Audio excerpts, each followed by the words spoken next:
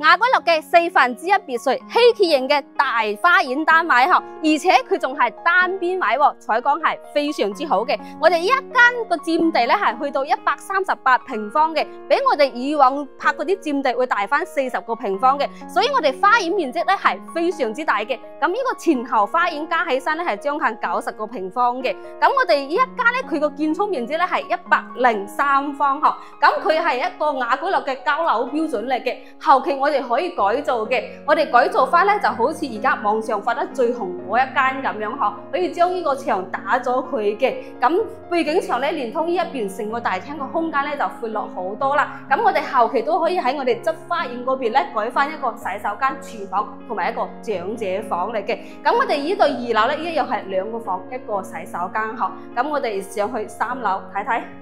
我哋3樓咧一樣係一個主人套房嗬，咁我哋呢度咧都係2樓走衣帽間嘅位置嘅，咁我哋旁邊個洗手間咧都係可以做到乾濕分區嘅。咁呢一個格局咧，後期我哋亦都好似嗰間咁，將呢個牆打咗嗬，連通呢一邊改成一個大啲嘅一個套房嚟嘅。我哋呢一邊睇出去咧，佢個視線都係比較開闊嗬。對面咧就係我哋一個獨立別墅同埋聯排別墅啦，所以個區嚟講咧住起身係非常之舒服嘅。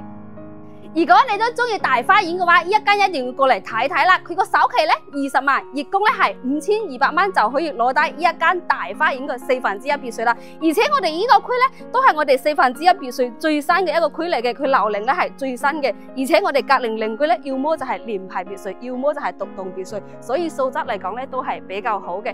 如果你對呢間別墅都感興趣，快啲歡迎揾大華實地睇房啦！